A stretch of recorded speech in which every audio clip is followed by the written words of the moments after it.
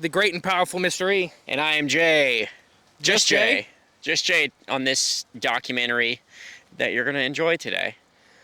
And what are we here with? We're not Cryptids of Corn podcast today. What are we? Lawn Chair Documentaries, Ep.2. Where's your shirt? Well, some things had happened, and I woke up late. It's 3:30 in the morning.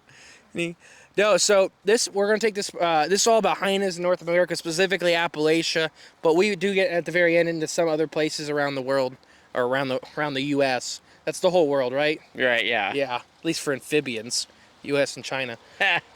But no, we wanted to do our thank yous and just kind of shout outs and all that.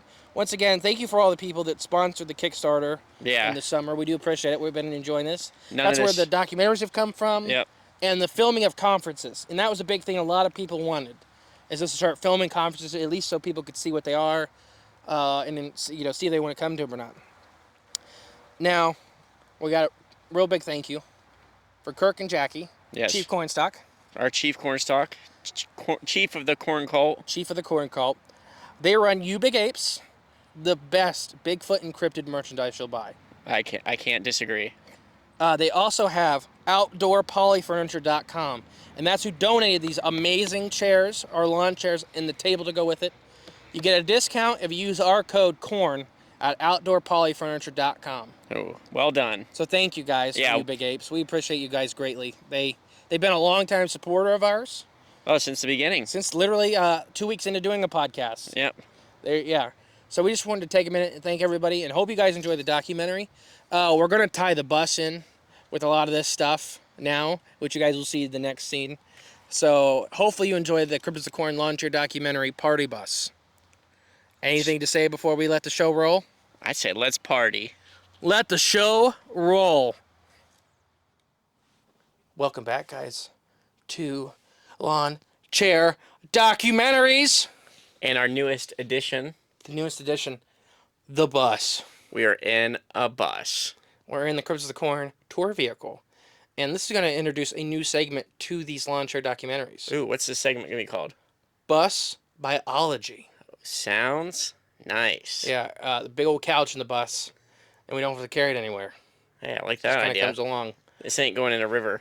No, I mean, we could do it. That may be whenever we're finally done with all this stuff in like 30 or 40 years. We're throwing the couch in the river? No, we'll do the last thing we ever do. We'll record in the river on a couch. Oh, I thought we'd just drive this bus into a river. That'd be kind of cool. Yeah. My old Jeep I used to have.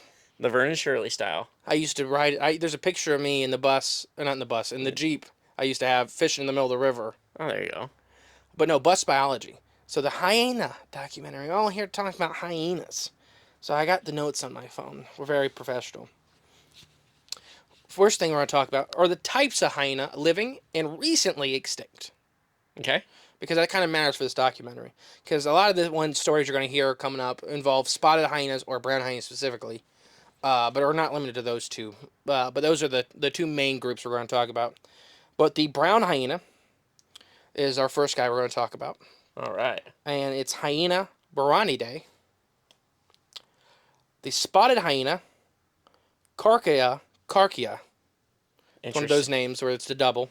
Interesting. The striped hyena, which is my favorite one for the scientific name, hyena. Ah, the OG. And then, And then the aardwolf, which is the one we talked about on our episode we did. Aardwolves are termite eaters specifically, but they look like they're hyena-sized, and they look just like hyenas, but they're very docile. They're insectivores. They're eating the big termite mounds in Africa. So those are the 4 living hyenas. And there are subspecies involving in those groups, like we've talked about before. But the recently extinct is the U.S. version, which is... Here's a fun one for you. The other guys all had nice, easy names. Yeah. Casmia protheus orifungus. Ooh, a fungus? Orifungus. Okay. And that is the U.S. hyena. So that one's extinct, huh? Yes, and it disappeared from the fossil record about 200,000 years ago. Okay. Then the UK cave hyena.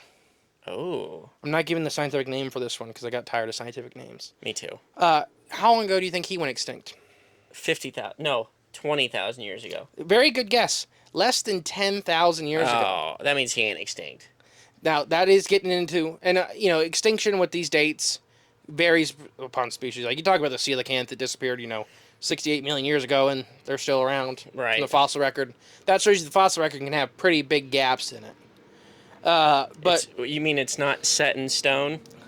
But not. Oh my gosh, I hate you. I love hate you. I know. No, so these guys, there's cave paintings in France, so I'm going to try to put the cave painting of the hyena up here.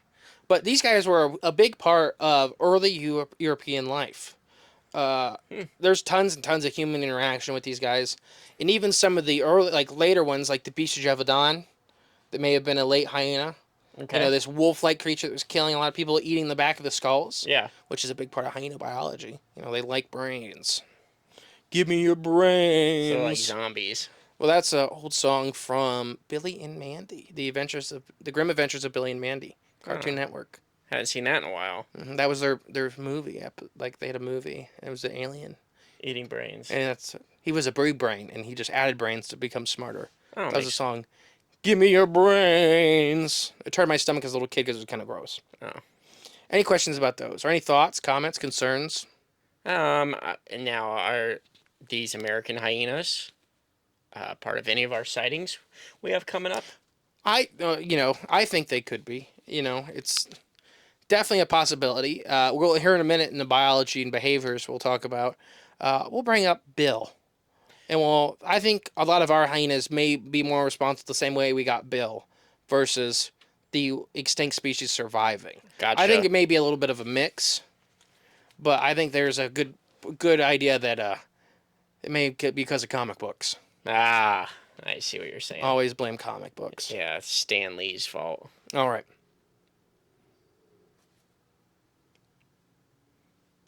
The next section we're going to talk about are some basic behaviors that may show us more of these hyena sightings in North America. When you start, because there's Dogman, the Dogman connection with hyena we've talked about, but also some of the big black shuck sightings and these big canids. These may be a point to some of these behaviors may show you that it may actually be hyenas being seen versus these others. Okay. The first one I want to talk about is the smiling. The smiling? Yeah. That's it? So smiling is a behavior seen on all species of living hyena. Okay, gotcha. Now I understand what you're saying. Where they pull, and I'll put a picture right here for you guys. Boop. They actually pull their gums back and expose their top and bottom teeth. And it looks kind of like a smile, but it's not a smile you want to see. Worse than that. Because majority of your face isn't mouth. Oh, yeah, you're right. So they have this giant smile. How many Dogman sightings have had the Dogman look and smile at them? Or they see all these teeth being shown. We've had that a few times, I guess, when we've covered some Dogman stories. Including the Beast of the Land Between the Lakes. Yeah, it's true. When it looked inside the vehicle, it smiled at the guys. Yeah, but that also probably... There may have been some other issues going on with that one but in I'm particular. just saying that it's not... The smiling is not absent from Dogman. Right, yeah. A lot of the Michigan Dogman sightings have the smiling associated with them. But this is a common behavior in hyenas. This next one, spy hopping. Spy? Spy hopping. So this is more turned to sea creatures like whales and porpoises. They'll jump up out of the water or kind of hop out of the water to look and see what's around. It's also called surveying in mammals. So some mammals, like you ever seen cheetahs, they'll kind of sit up or almost stand up and they'll look around to see above. Hyenas do something very similar. Oh, wow, okay. They can kind of walk on their back legs for a minute, and I'll try to give you a good picture of a hyena either leaning on something to stand up and look around or doing it by himself. They can't walk like a bear. Right. But they can kind of haunch up, and they look kind of like a guy when they do this because they're so big and muscular, and their shoulders are kind of out. They don't look like a bear, where a bear looks like a big tube. Right. They look much more like a guy because they go like that, Yeah, like some sort of hominid. Yeah. Okay. So this could be more associated with the Dogman thing too, where you catch them and you freak them out, and they smile or they show their teeth and they kind of hop up for a second, and you just look over and you see that thing. That's Dogman tendencies. If you are not expecting, if you're not expecting to see a hyena, and that thing hops up, smiles, and yeah, you're like, oh, that's a monster. Right, exactly. But that's a big part of cryptozoology. That's one of the three main key parts that people don't realize. Cryptozoology is about misplaced animals. Right. So an African animal and you see it and you turn over and you look In Kentucky. in Kentucky or West Virginia or Michigan, Right. and you look and see it, and you're like, oh, that's a monster. Exactly. But like we talked about later in this documentary, if you look over and you're in Zimbabwe or something where hyenas are native to, you look over and there's a hyena, you're like, oh, there's a hyena. Right. It's not that big a deal. No. Not going to freak you out. You expect it. Now, last thing I want to talk about for these kind of basic behaviors is being shy and very intelligent.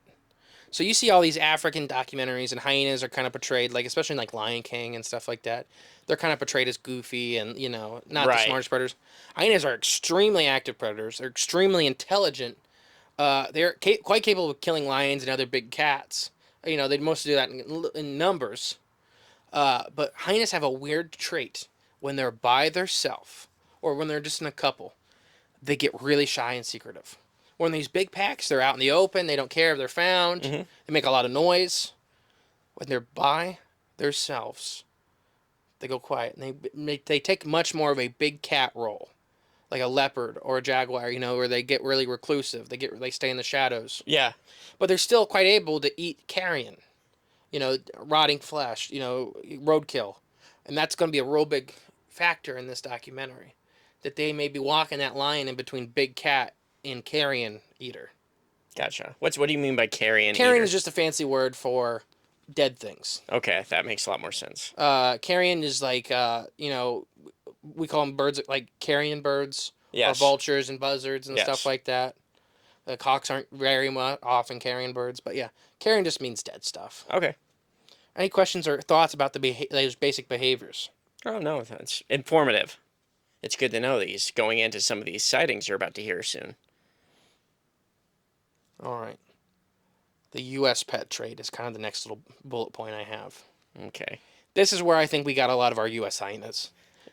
Now, the U.S. native hyenas, we'll talk about cold hardiness and their range and their abilities here in a little bit. Hyenas are quite easily able to survive in every state in the U.S., probably except Alaska. And it probably wouldn't be too bad there either. I just think areas. they would struggle in the long winters. Yeah, the there you super go. long winters. Yeah, true. The cold, I don't think would be a big factor towards Right. them. It would be more that the food availability. As long as they're not around Portlock, Alaska, they should be all right. Oh gosh, the poor hyena gets murdered in Portlock. No, so the pet trade in the U.S. has been insane. So if I find it, it's right here. If I didn't find it, there's nothing there above us. But there's a couple old comic books and or comic articles or magazine like mail-in orders for hyena cubs in the early 1900s. Isn't that crazy? If I can't find them, I'm sorry. You can take it as just hearsay. But here's ones I did find before this documentary. So let me read it. I got to pull it up to my face because I'm an old man. So here's some of the animals I found mail-in orders for. In the back of a comic book or some sort of advertisement. This one is the back of a kind of like a catalog. Yeah, like a So Sears this- catalog. Yeah, this is more like here in Ohio and West Virginia and Kentucky, we have these catalogs that have like all the cars, and in the back of them they have like dogs and stuff for sale. Yeah. It's like one of those. Okay. Where it's like you'd send in all the stuff you had for sale and they'd post it. So like a Tiger King kind of outlet. Yeah, so this is literally pets for breeding for money, for fur. Wow. Now I'm going to start small, okay? You write a check and you mail it into these people and they send you these animals. Chinchillas, Okay, that's normal. okay? Ferrets, Okay, still normal. mink, Yep.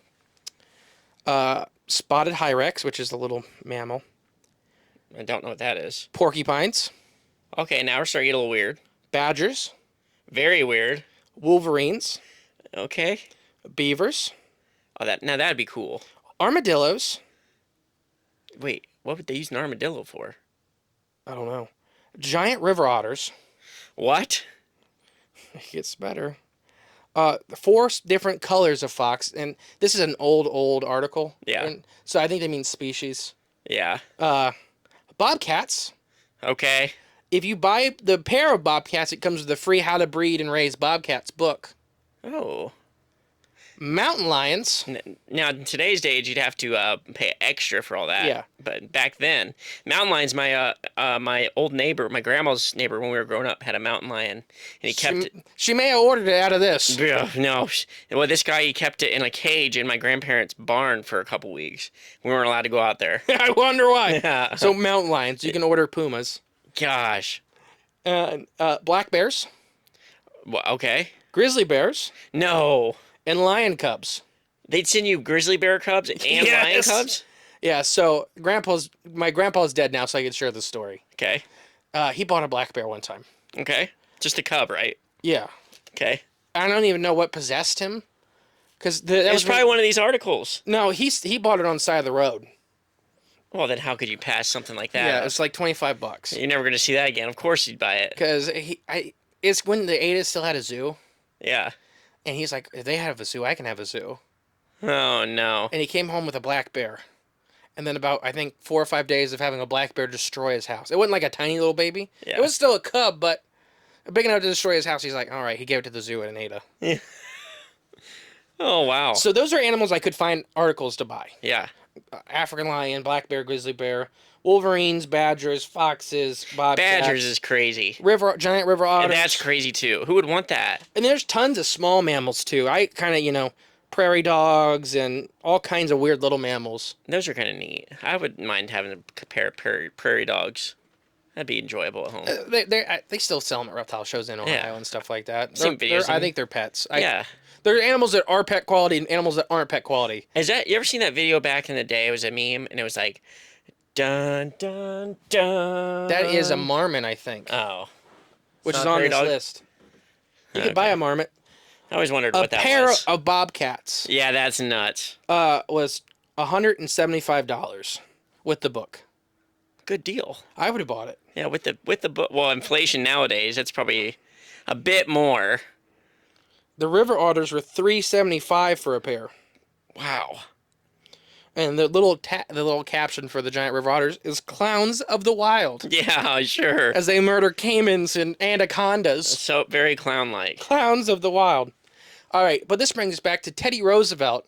Actually, was gifted a mail order hyena. Yes, and if you listen to our podcast episode, we dive deep into. And his name was Bill. Yes. He had Bill for a number of years while he was president. And he ended up, when he retired as president, he didn't want to take it to his farm.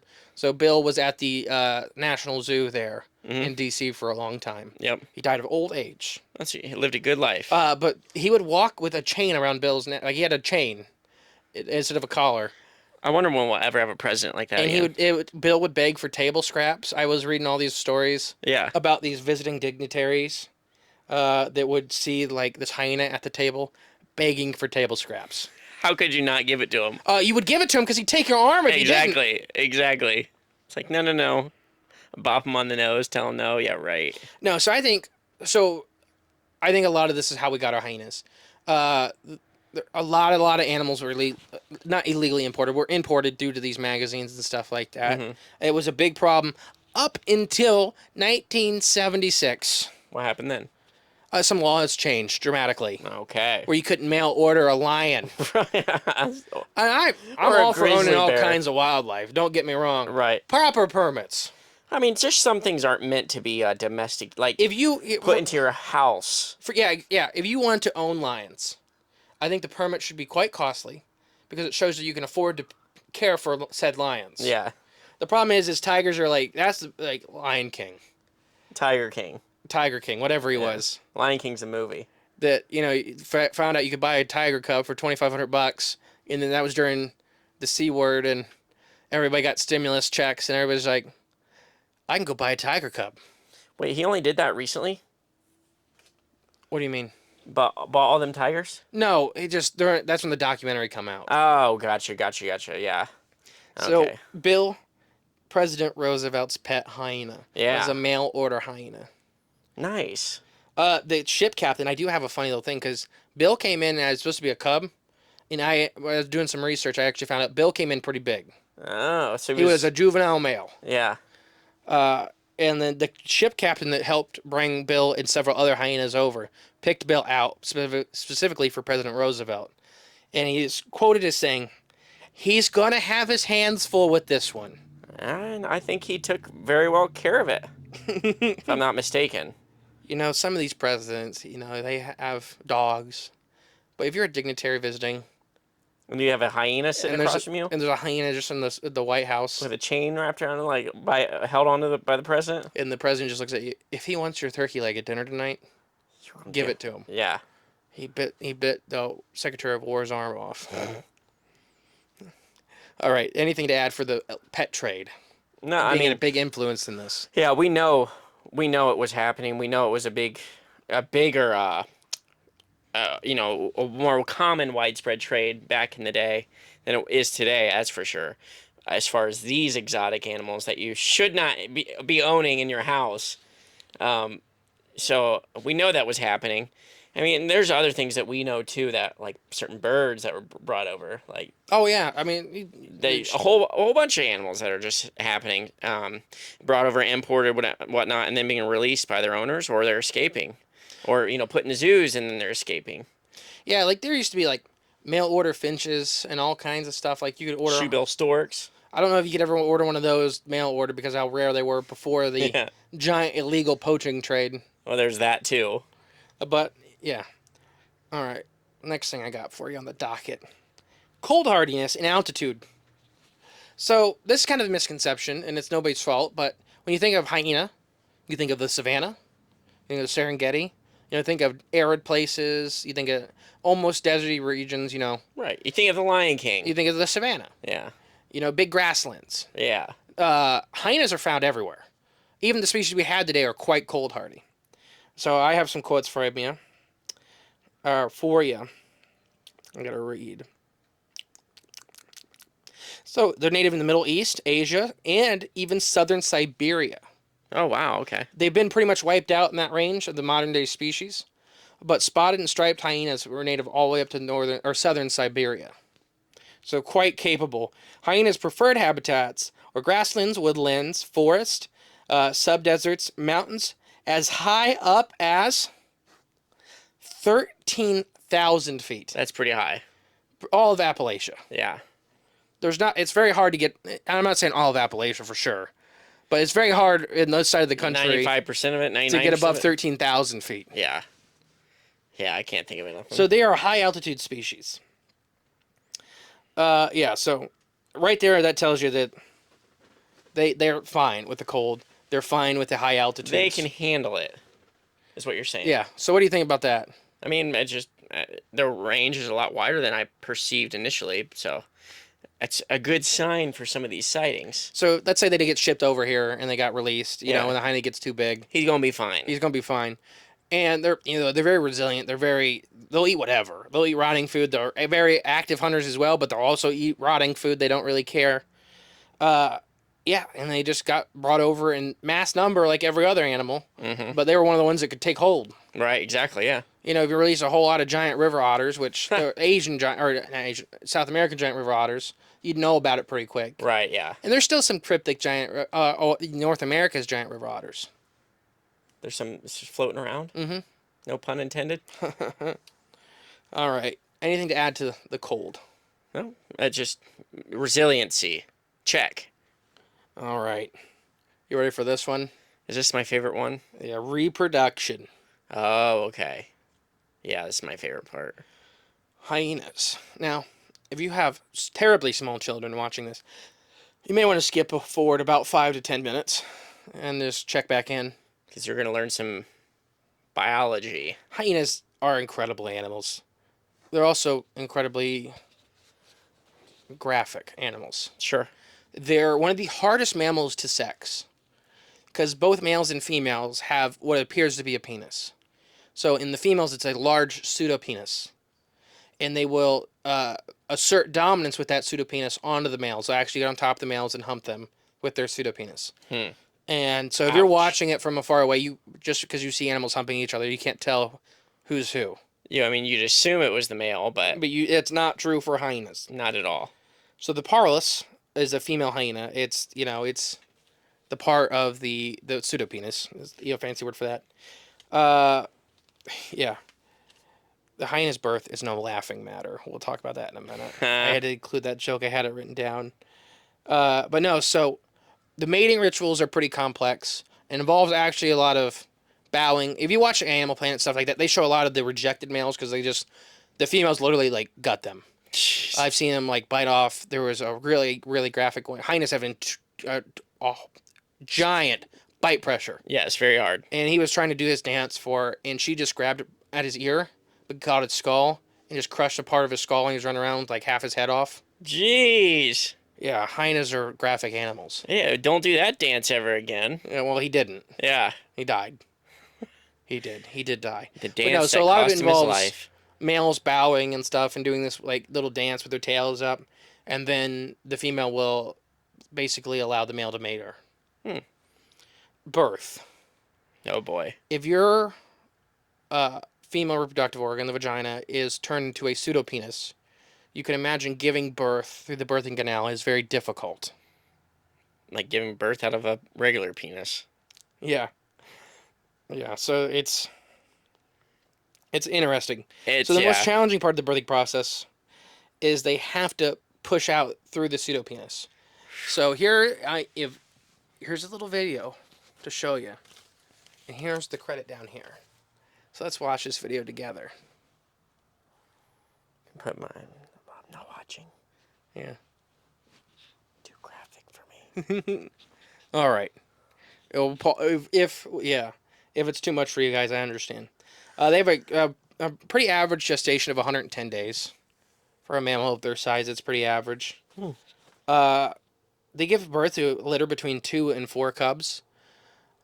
Oftentimes, mothers first time giving birth, they lose all of their cubs Why? because of the birthing canal is so small and it has to go through the pseudopenis area, or just the birth. And in some of the other species, they don't have such a prominent one, but the birthing canal is very small. Most of the time, they suffocate. Oh, they get stuck. They get stuck for long periods of time, and they end up passing. Yeah, it's not good. No, that's pretty graphic. So, any questions about that?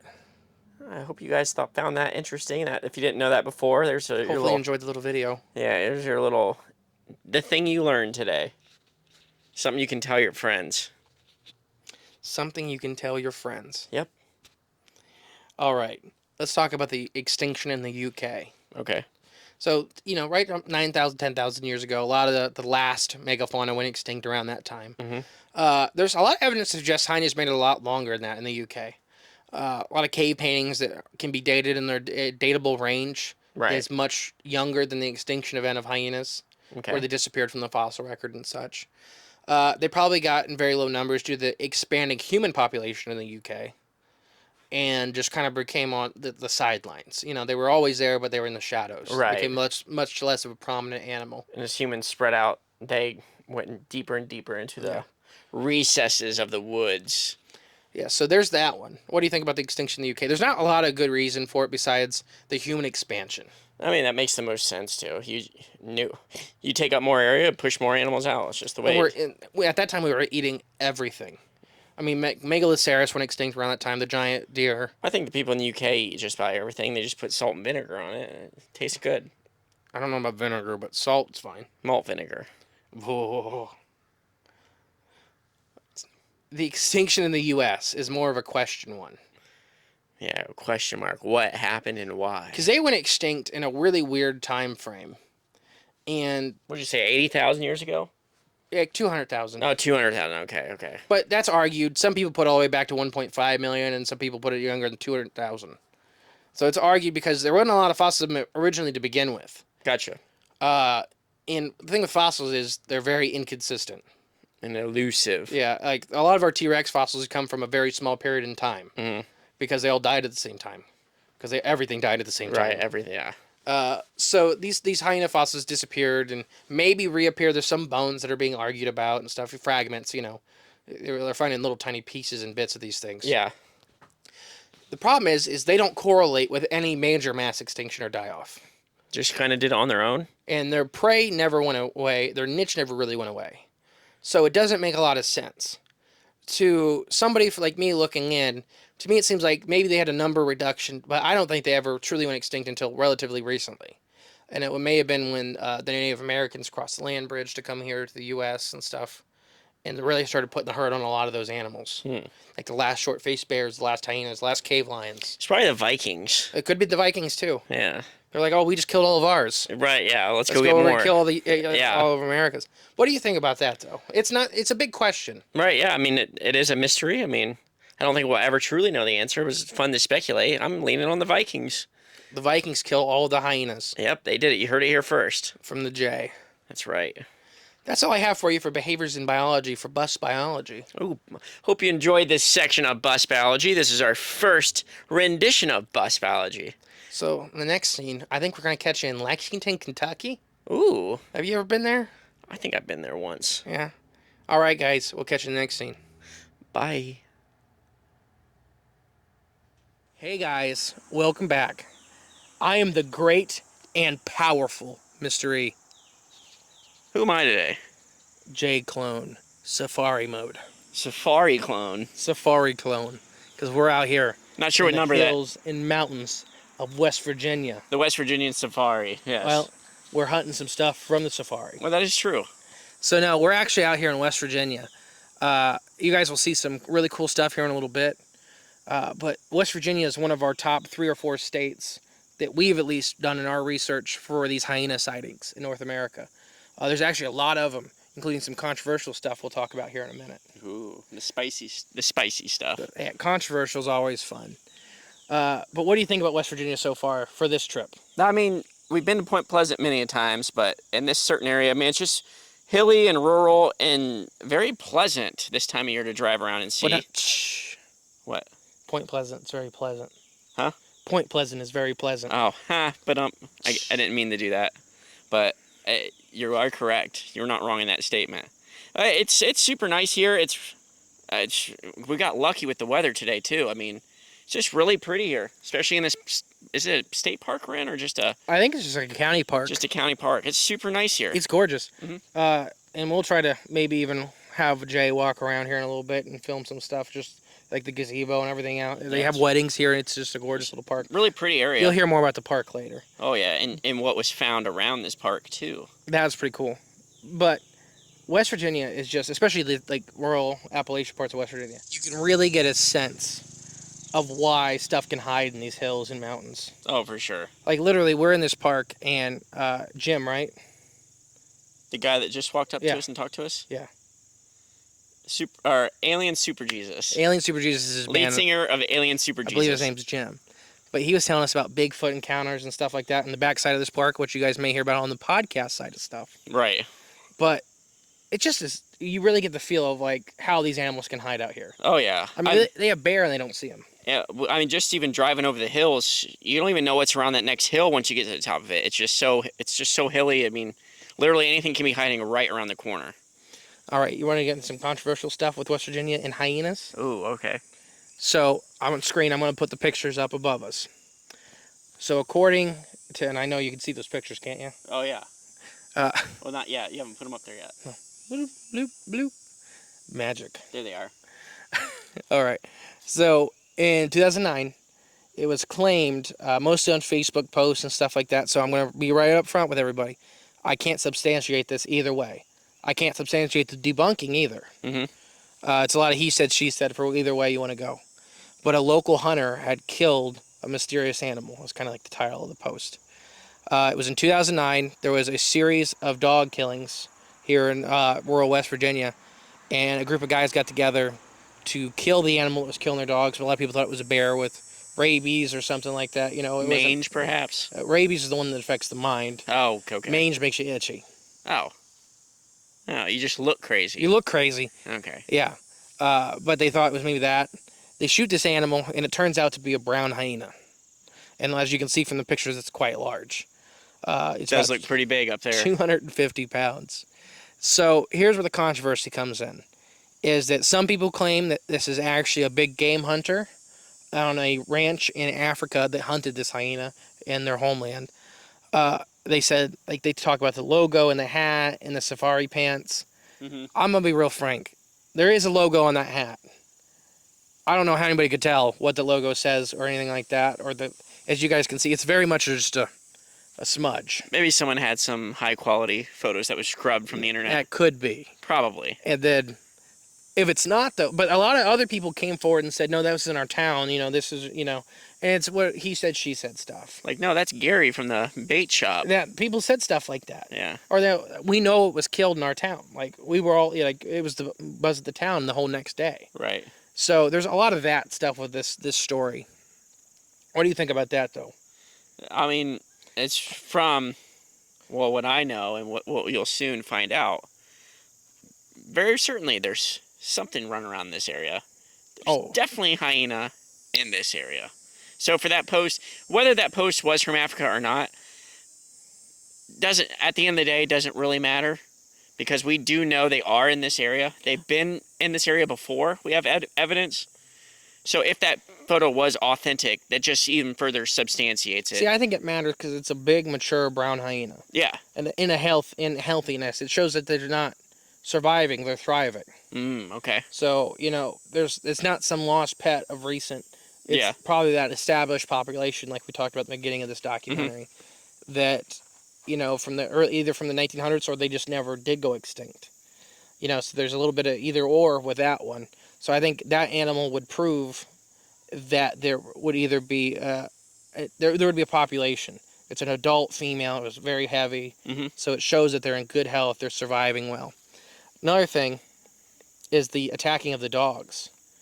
So that's very much hyena behavior. They are often known to target other predators, especially in Africa. They go for African painted dogs. Oh, okay. Which are about 50 pounds. They end up in big packs, but they will fight with hyenas and stuff like that because they're actually kind of fighting for almost the same niche. And going after lions. Yeah. Oh, they catch a lion or two by themselves, they will rip them apart.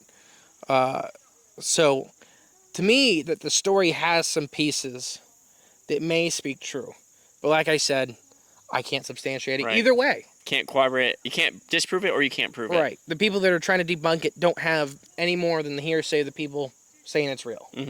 So it's really, there's not but another thing is it was picked up by the local news.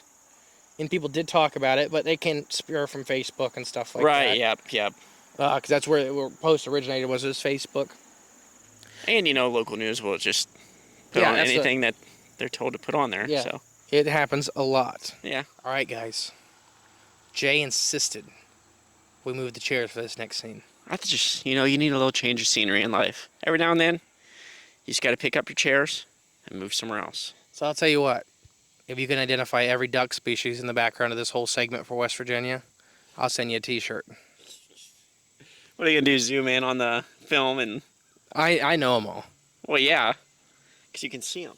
Yeah, I can see them. It's these guys. It's a little trick. All right, we're going to talk about our first West Virginia hyena sighting. So it's from, the Pine Barrens Institute is where I got this one. Ooh. Amazing stuff, everybody. Check out the Pine Barrens Institute. Mark Wilson, 2021. Ooh. Garbage Man, Canaan Valley, West Virginia. What'd you call him? Garbage Man.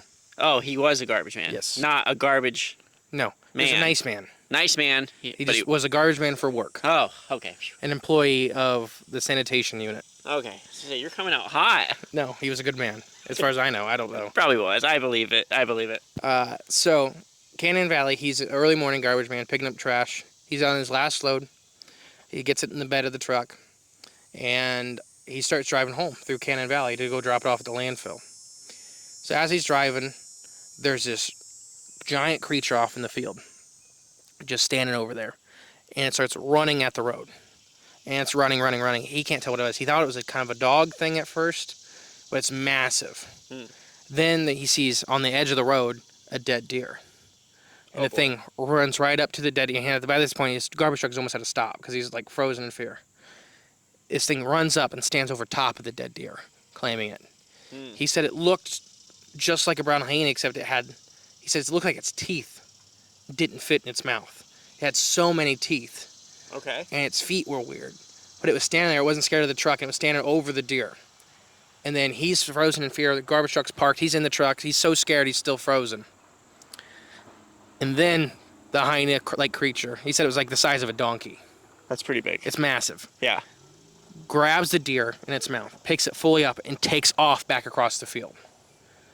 And he says it's probably a 100-pound deer. Yeah. So not a big, massive deer, but not a small deer. Yeah. As it gets back to the tree line, he notices 2 more of the same creatures that were smaller, waiting for it to get back there. He freaked out, got home, did all this stuff. So, what did he see? He said it was very hyena-like, except the teeth. The teeth are what threw him off.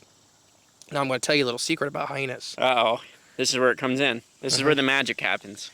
As a threat display and an intimidation display, they'll smile like us. They'll pull all their lips off, like the back of their teeth, and expose all their teeth. So like they're smiling. Yeah, it looks like they cut their face. Looks like Indrid Cole. Yeah. Like Indrid Cold. The ear-to-ear teeth. Yeah. I think that's what was happening. Is that this hyena wanted the carcass so bad, and it was threatening. It was showing a threat display. Yeah. And I'll put a picture right here of what I'm talking about with this threat display. It is truly creepy. It didn't look like it looks like there's something wrong with them. Is that kind of like what Emily does in the morning when you wake her up too early? Yeah. Yeah. Good thing she doesn't the watch. Threat display. Good thing she doesn't watch this stuff. You just gotta pay attention to the threat displays. I rarely wake her up because it's just traveling. You've seen the threat displays enough. You know what comes after. But he was it's huge though, the size of a donkey. That's gigantic. Well, how tall is a donkey? Taller than me. No. You don't think so? No, a donkey's like 4 foot at the shoulder. I'm kind of an idiot. In my head, I pictured a camel.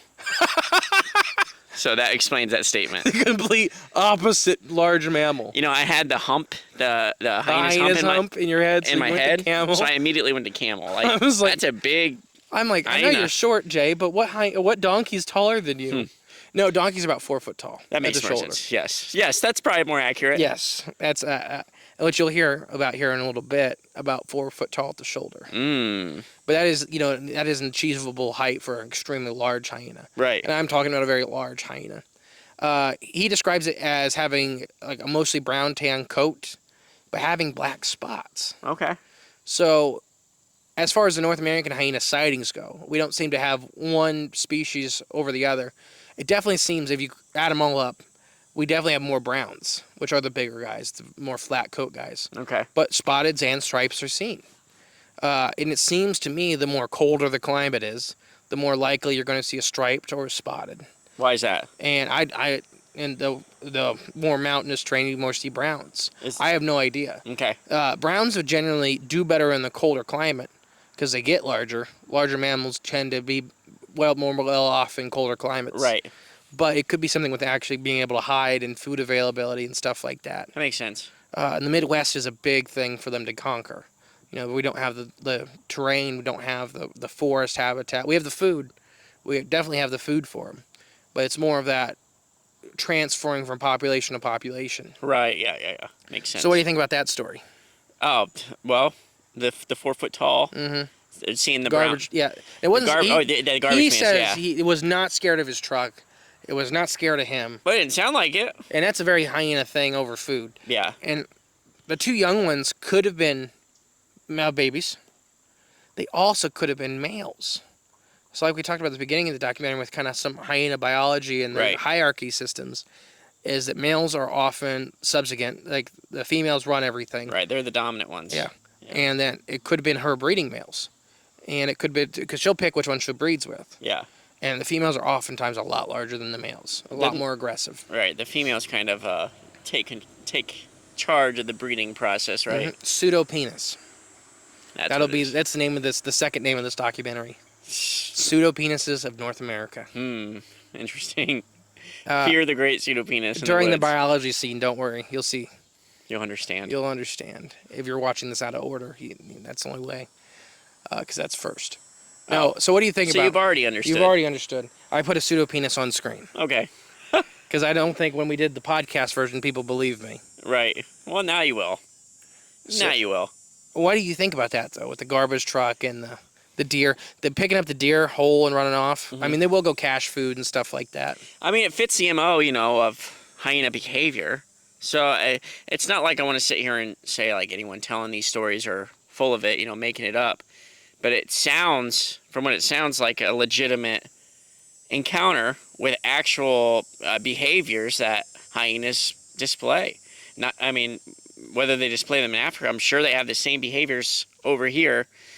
And especially in lesser numbers, it's probably going to ramp those behaviors up, a little bit more, make them a bit more extreme. Showing the teeth, grabbing the full deer carcass and just running off with it. And it's definitely that there's less numbers of them. Yeah. And those, like you're saying, 100% I agree, that those behaviors exaggerate when there's less of them.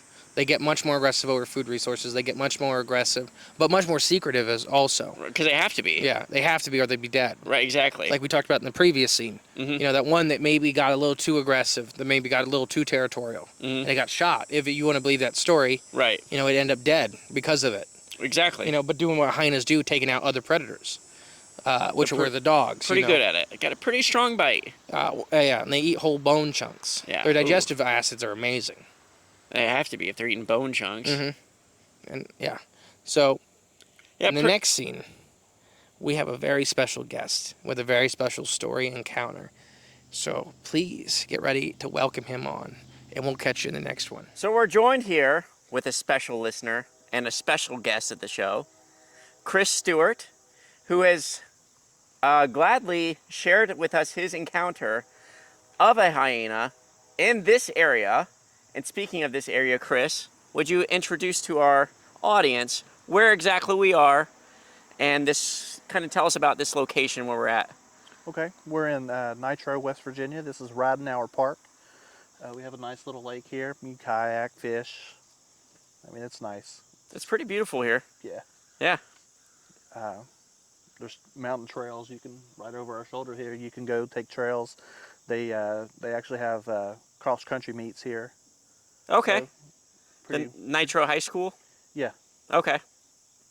And Nitro didn't seem like very big, like a huge population. What is roughly the population of this town? Oh, I am not. I know I asked, I put you on the spot. Yeah, I wasn't ready for that one. I honestly have no idea. Okay. I mean, we were just, Justin and I were driving through this morning, and it just didn't seem like, roughly maybe a little bit bigger than where we're from. So just kind of a smaller community, it seems like, Yes. which is very nice and homey and good for the area. Yes. What we're used to. But it's just a little more hilly than what we're used to. Try to think what else about the park. All right, so if you're wanting to come experience the park, you can find the address somewhere up in this area. And we'll show you a map somewhere up in this area. So you can find directions to come to this area, come explore where Chris actually had his encounter. And that's what he is here with us today to share with you guys. So Justin's gonna join in the next scene. The great and powerful Mr. E is gonna interview Chris and get his sighting and experience out of him. So stay tuned and enjoy that. Coming right up. All right, guys, the great and powerful mystery here with the famous Chris. Now, Chris, I gotta say before we get into your encounter, how magical this worked out. Absolutely. Because you emailed us on Monday. This is a Friday, we're recording this. We were already scheduled to come down here and film. And that's why I was like, instantly, I'm like, here's my number. If you can do there Friday, we'll be there Friday to record. And it worked out perfectly, so I got to thank you. So thank you for that. Thank you for doing it. Oh, believe me, it's great. Now, let's go into your encounter. Okay. You just start however you want, and I'll wait for any questions till the end if you're okay with that. All right.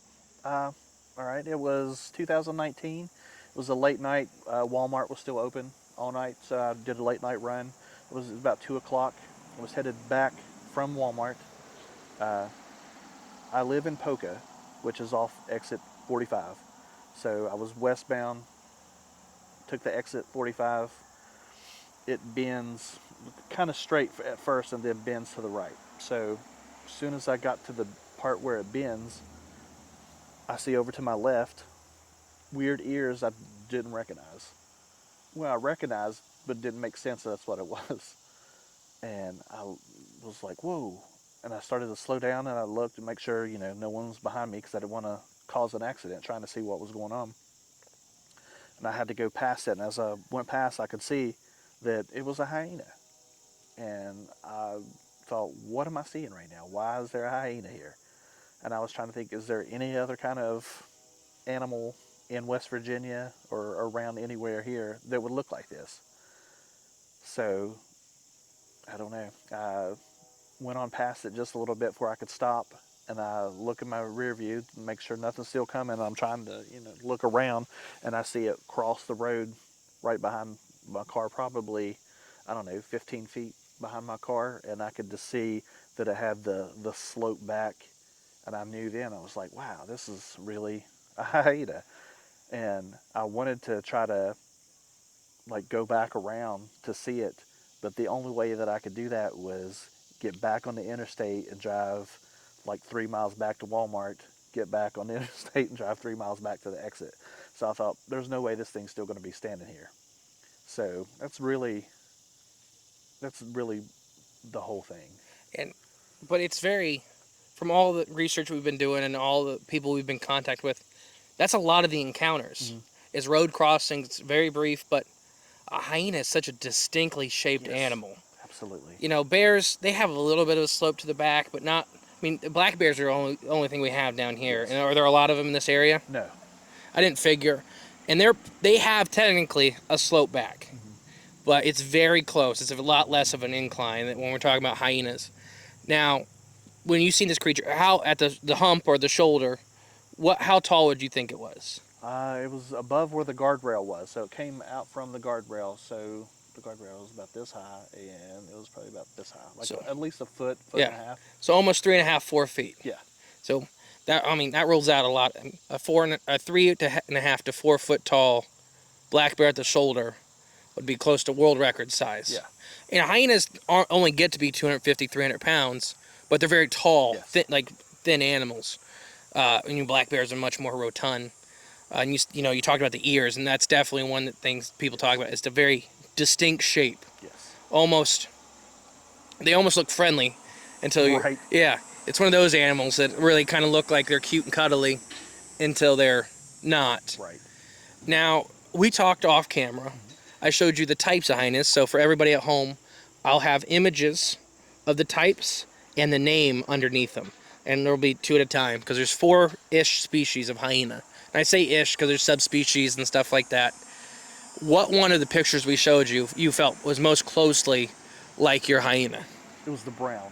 The brown hyena, which is one of the larger, and that's the more common one that's seen here in the U.S.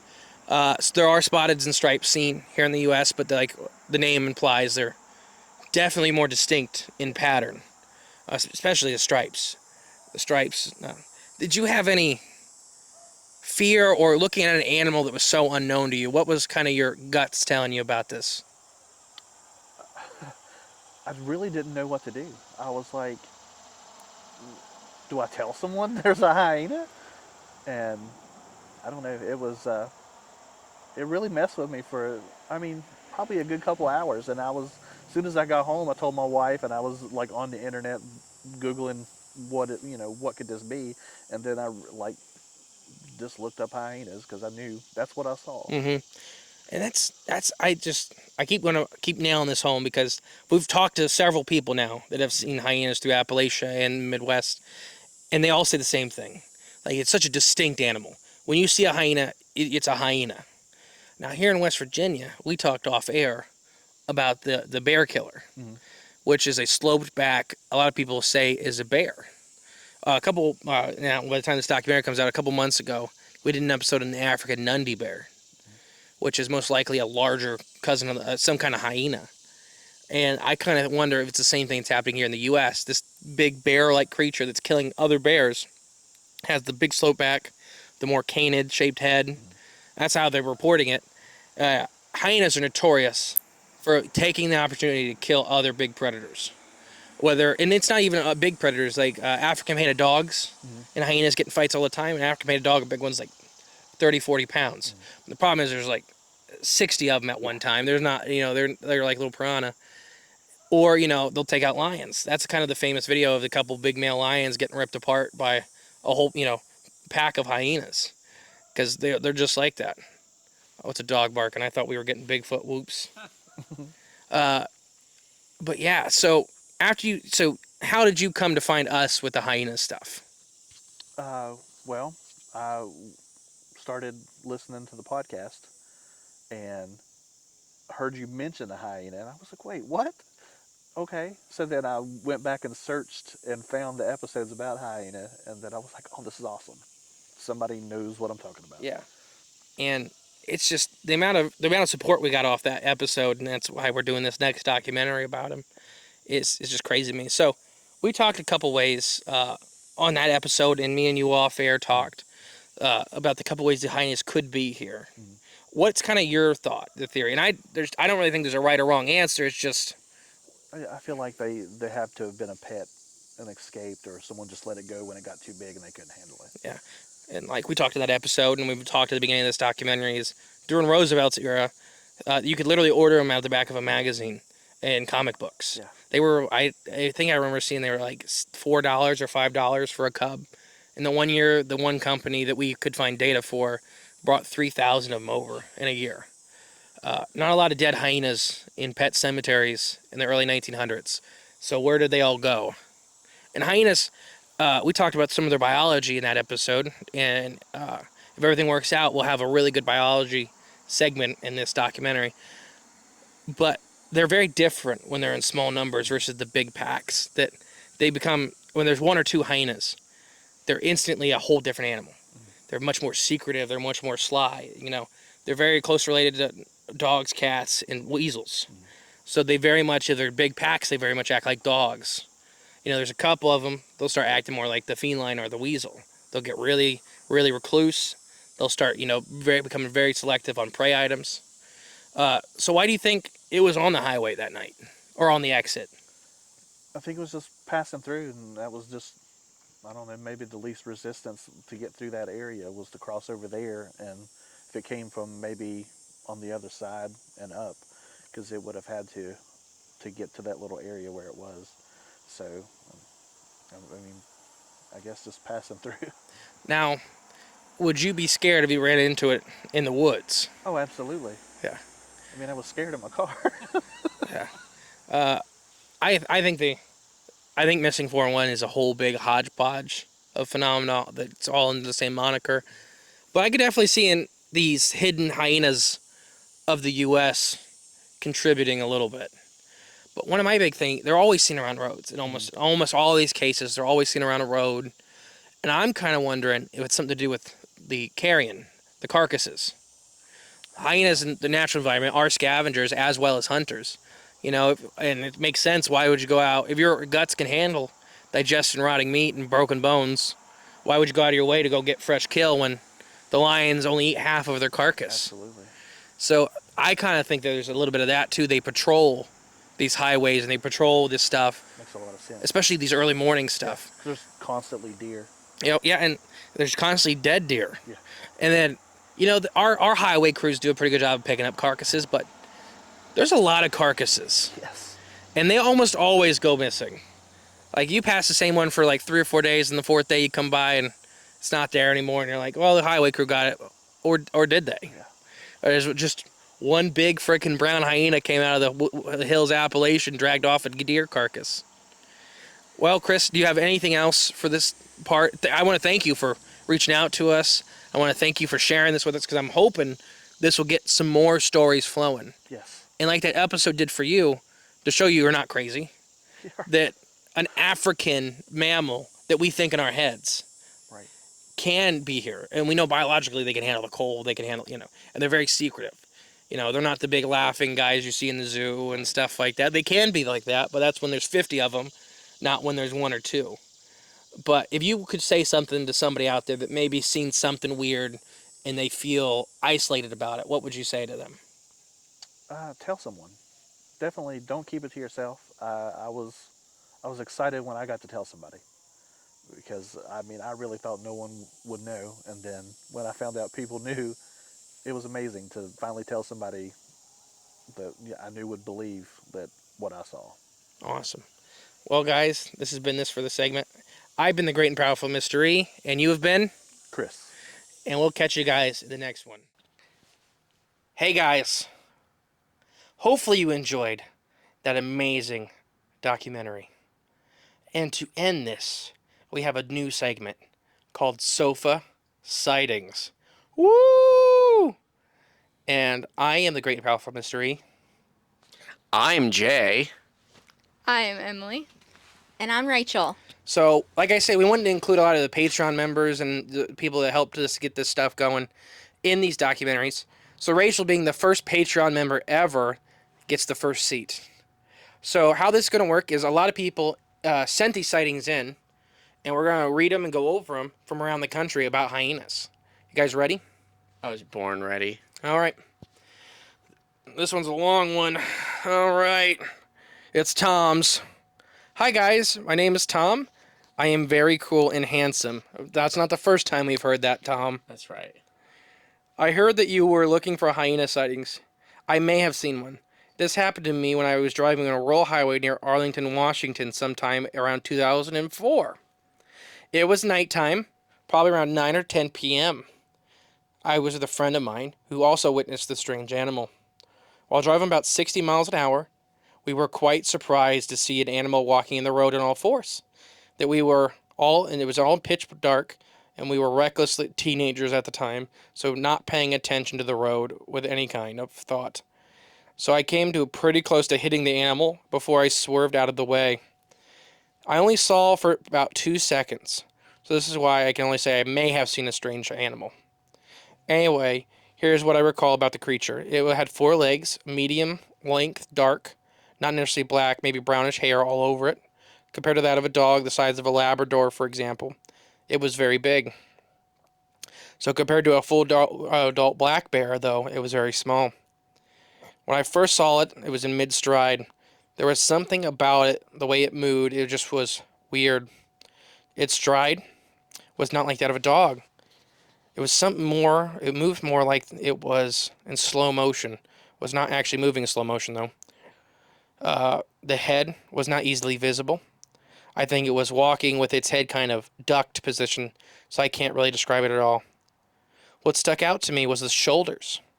It was big, and was, from what I could tell, very muscular bound. The way that its front legs articulated around its shoulders just wasn't like anything I had ever seen before.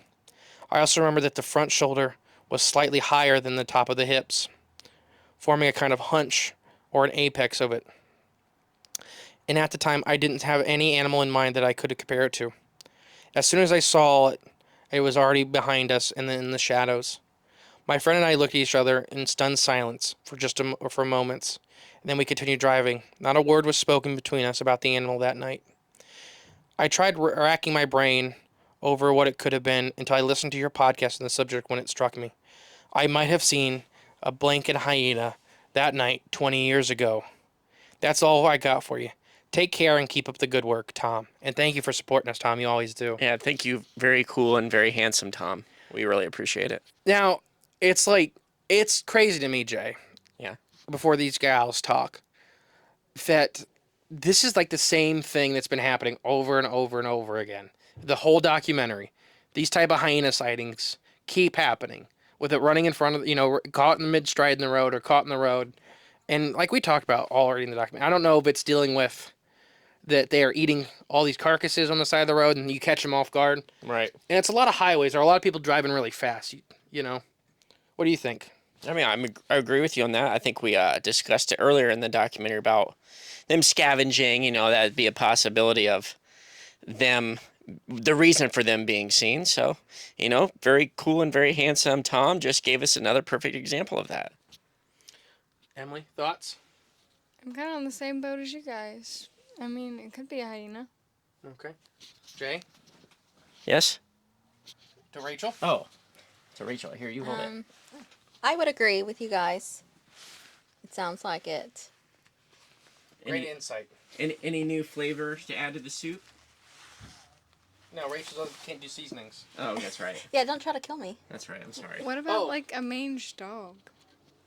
Stop it. We don't do that here. No, it sounds very large to be a mange dog. I mean, it could be a very large dog. Coyote with mange? The slope back, though, is a big thing. What about, like, St. Bernards? They have a slope back? I don't know, don't they? No. And the big, long black fur kind of goes against having mange. They have black ones? No, sweetie. Mange makes all their hair fall out. Not all of it. So if okay. It could look like Jay. Yeah, it could. There's a nice flat. I was going to say, mange. speaking of seasoning, everybody, check out Flavors of the Forest, an official sponsor of Cryptids of the Corn podcast. Yeah, you can go to flavorsforest.com and check out all their flavors. I'm glad you remembered it because he just emailed that this morning at like 4:30 and I couldn't remember. It's a great product. I've used a lot of it already. Me too. All right, you ready for the next one? Yes. Okay. Oh gosh, this is from Kyle. Hi, I haven't listened to your episodes or descriptions of the North American hyena yet, but I recently found your podcast. I was scrolling through your episodes and I saw the title about an upcoming documentary. When I was reading the show notes, I saw you speaking about North American hyenas. Somebody read the show notes! See, I told you they do. We just had an argument about this. I was like, we put so much work in the show notes and nobody ever reads these things. And Kyle, thank you for reading the show notes. It paid off. Paid off. When I was 17 years old, I was driving home from my parents' house late at night. I must have been at a Friday or Saturday night because it was past midnight, which was my curfew at the time. So I remember I was in northeastern Oklahoma, about 10 miles outside of a small town and a piece of property with 10 acres or so, surrounded by similar properties. Directly to the west of the property was a large area of wilderness, basically. There's fairly substantial creek that runs through the area, and the creek is surrounded on the east side by several hundred yards of trees. When I was younger, I used to explore the forest. I didn't know exactly how large it was, but due to knowing it was large enough that you can't walk out in a single day. Anyways, so I'm racing back home. I whip into our driveway, and he says, oh, I forgot to mention, the driveway's fairly long, maybe 3 to 4, or a third to a fourth a mile in length, and was lined with different pear trees.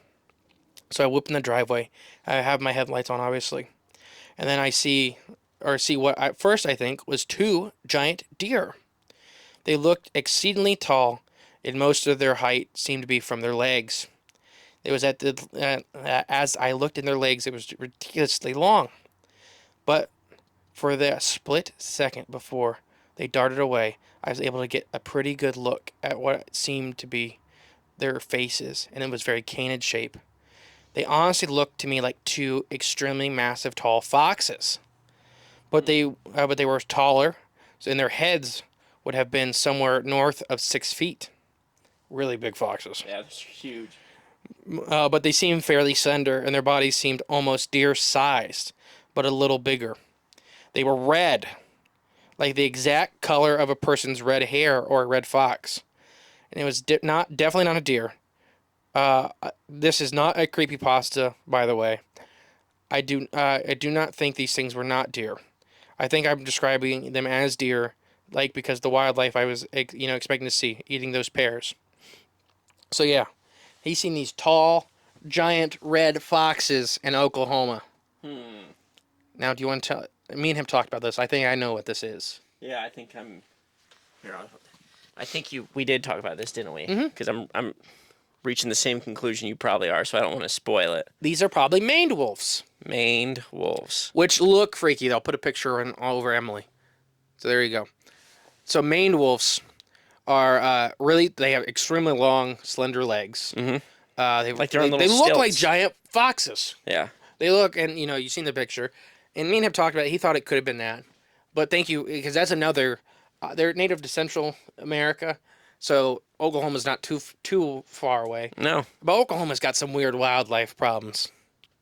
For reasons. What do you think, Emily? I don't really know what that is, but, You just held a picture up. What do you mean? well, yeah. Rachel, what do you think? I don't think it's a hyena. What do you mean? Doesn't sound like a hyena. Oh. There you go. Not Fair. a hyena. Fair enough explanation. All right, my final one. Hi, guys. My name is Joe. He actually gives me his full name, his social security, and his address. And PIN number? And PIN number. Wow. And I live in Chardane, Illinois. I'm going to go with. Yeah, good job. Here's Chardane. Sheridan. Sheridan. Around late June of this year. Oh. Dun, dun, dun. I was hauling corn for a local farmer as I left the corn elevator in Runson, Illinois, and got about 10 minutes down the road, and I noticed what I thought was a dog, and I could tell from some distance that it had been missing one of its back legs. I slowed my semi down about 5 miles an hour. I was afraid that I would hit the dog crossing the road. When I approached it, I noticed it had a short, rounded snout. It was definitely missing its back leg, its left back leg. It was black with yellowish, tannish markings. I crept along in my truck, watching the canid hobble along the ditch, and I thought, well, crap. One of those hyenas escaped from the zoo. When I got home, I told my wife and 2 daughters, but they laughed it off, thinking I was joking around, and I pretty much dismissed it, thinking maybe it was a crossbred coyote and a domestic canine, until I heard your podcast today. Now that you mentioned hyenas in North America, I know exactly what I seen that day. Please let me know what's up with the hyenas around here. That's awesome. Yeah, and after you, hopefully you're watching this, because they're pretty much seen everywhere in the Midwest. I mean, there's not in the continental U.S. There's not a state that hasn't had a hyena sighting. Mm-hmm. And it's even here's my thing, and we talked about Dogman earlier. That there's a category of Dogman that is hyena-like.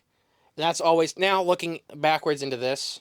That now it bothers me deeply that there's a hyena-like Dogman. sighting, like Yeah. category. When the people that investigate Dogman, they're like, well, here's your chart of 9 types of Dogman, Yep. and one's just hyena. Yeah, one might It's just like, be simply did a nobody hyena. think that it was just a hyena? All along, yeah. And they're like, well, there can't be that many hyenas taken from zoos. And I think this documentary showed that there's probably a breeding population, a very low breeding population, But it's probably out a there. breeding population here in the U.S. What are your thoughts, Emily? So are they like Bigfoot? How they have like the migration path? Maybe like there's a migration path throughout the U.S. Yeah, probably not as exaggerated as what we think Bigfoot does with long distances. But home ranges are probably 300 square miles, 400 square miles, so pretty large distances. You know, and you talk about 300 or 400 square miles, and there may be 2 hyenas living in there, 3 hyenas. Good luck. Pretty spread out. Good luck finding something you don't want to find. Now, Rachel! Do we know the area that the original sightings occurred? Like how far back? What part of the United States did they start being seen in? Yeah, I'm gonna say it matches probably with the expansion of white settlers. That once you start seeing hyena, because there's a lot of these like bulldog bears, which we talked about on an episode a while ago, which could be kind of hyena-like creatures, where they're described kind of as bears, but very differently, with these big flat faces and then big muscular shoulders that bears don't have, at least traditional black bears, and that's like 1850 something. And I think that it really popped up in the 1900s. I think a lot of these animals, because the article is like Teddy Roosevelt got his in I think 1907, shipped in. So I think that early like 1910s and 1920s they were bringing in so many hyena cubs, and then they got big, and then you just put it outside. Mm-hmm. All right, Fido. Shoo. Shoo. So were they ever a popular pet? What? Were they ever a popular pet in the United States? Yeah, they shipped in thousands of them. Over the first decade of the 19th century, they shipped in 4,000 or 5,000 of them that we could find. Not a small number of hyenas. Not a great big huge number. They weren't shipping in hundreds of thousands of them, but they were pretty easy to catch in Africa as far as taking a lot of cubs at a time. I mean, you shoot a mom, you get 4 of them. So I don't understand why people aren't accepting the fact that they could still be here. I think it's a twofold problem that we're having a big chunk of the dogman community that is getting these sightings turned into them and just taking it as a dogman sighting. Okay. So a lot of the sightings are disappearing before we even get a hold of them because they're rerouting them into a type of dogman. And then another thing is I think a lot of people aren't telling. I think because there was that whole thing with the hyena missing and that they have these animals getting out. They're covering it up. We're trying really heavy to cover up that a hyena is getting out of the zoo. So why is the government agencies not talking about that the state may have hyenas? Same reason they don't talk about mountain lions. That public scare, Okay. money, camping. You start telling people that Hocking Hills has not just Bigfoot but hyenas. Are you going to take your kids out there camping? You're asking the wrong person. I still would. I would too, but the average Joe, because weekend warriors are a big Yes. supply of that money. And I think it's a lot of that it's a problem that these government agencies can't deal with. And they can't deal with it. they do not want to admit that it's real. Do we have any current ongoing research for hyenas? What you just heard right now. So You're no, at the forefront. You're at the forefront. All no, the research. no schools, no colleges. Not as far as I universities? know. Okay. I know the emus are getting to be a big problem in Michigan, and that's the only one I've really heard anybody publicly talk about. Okay. The population of emus can survive the winter in Michigan, and they're breeding in Michigan. I just got in an argument with somebody about this. They're like, no, there's no emus breeding in Michigan. Yeah, there's like a flock of like 30 or 40 of them now. Like 6 of them got out. They're doing fine. Okay. Not a lot in Michigan's going to eat an emu besides a dogman or a hyena. Or a human. I don't even know that sometimes. I would do it. I'd eat an emu. You got to catch it, though. With these mitts. I mean, you can catch it with a bullet. You're like 5'6". I got like 80 of me. We'll swarm in it. We'll swarm an emu. There you A go. little mini army. Yeah. Good questions, Rachel. Do you have any more good questions, Emily? Do you have any more not good questions? Jay, you have any not good questions? I just have I think it's pretty amazing that we got all these accounts of all these different hyenas in all these different states, and they all kind of came to us. We didn't have to search for them; they came to us. I think that's pretty amazing. I do think that's awesome that it's starting to, and then I would love to do more with this and some active research. There will be a part 2 to this that's already kind of planned. A naturalist friend of ours, I can't name any names, has tracks that he casted at a park that are hyena tracks. So that shows, and he is a renowned naturalist. So for him to be like, yeah, this is a hyena, and he was under the assumption, me and him have talked, he's under the assumption that it's somebody's pet that got out. And then now me and him talking about this is like, oh, it may be, a third or fourth generation wild, because they have weird sightings in that area. That could explain a lot of them. And do we think there's a large enough population that they're not having genetic mutations from interbreeding? Now, that could be some problems in some of these areas, and you get some of these freaky ones. Yeah, sure. Like the one with the missing leg. That could be genetic, or it could be that he got hit by a truck. An injury. Oh yeah. Do There's they always eat that their part. own limbs and stuff if they break? Is that a thing? I'm sure they'd chew it off if they got caught in a trap. That's what I'm saying. They're pretty ancient mammals. Or if it gets injured or something, do they just go ahead and be like, well, it's already dead, might as well Chew it off. take it off? They're not guinea pigs. They don't just sit there and see dead flashing like. Poor guinea pig. Oh yeah. How long is their gestation period? 110 days. Okay. I only know that because I read that earlier. That's less than a guinea. That's more than a guinea pig. Do you know how long? Yes, they're 300 pounds. Guinea pigs are 70 days, 73. Okay. What, Rachel? Do you know how long it takes them to get to maturity before they Couple start? years. Okay. A couple years. It So depends they don't on have what. a very long No. turnover. Yeah, they can turn over pretty quick, and they have a lot of babies, and they're very high parental care. Do you know what the average cub size is? Couple pounds, and they have between two. How many do they have? Between 2 and 4. 2 and 4. Okay. 2 and 4 in a litter. So they can kick back a lot of babies pretty quick. And a lot of the hyena sightings that these guys have heard, but you weren't privy to yet, in West Virginia, there was a couple of them seen with a big one and 2 little ones. Oh. Very big cat-like, though. And here's the thing is, they're kind of related to both big cats and canids. They're much more related to cats than they are canines. But they kind of share biology and behaviors with both. Okay. So when they're by themselves, this is something we talked about earlier in the documentary. When they're by themselves, they definitely have a much more cat-like behavior. They can become much more secretive. They seek out to not be seen by people. And then when they're in big numbers, they are the exact opposite animal. They're much more like wild dogs, where they don't care, if they're in these large groups, because nothing's really going to mess with a pack of hyenas. I mean, that's very similar to human behavior as well. We tend to be more protective of ourselves if we're alone, and do more dumb things if we're in a group of people. Anything else, anybody? All right, let's end. Jay, you good? I'm great. All right, let's count down and end this. 3, 2, 1. Bye!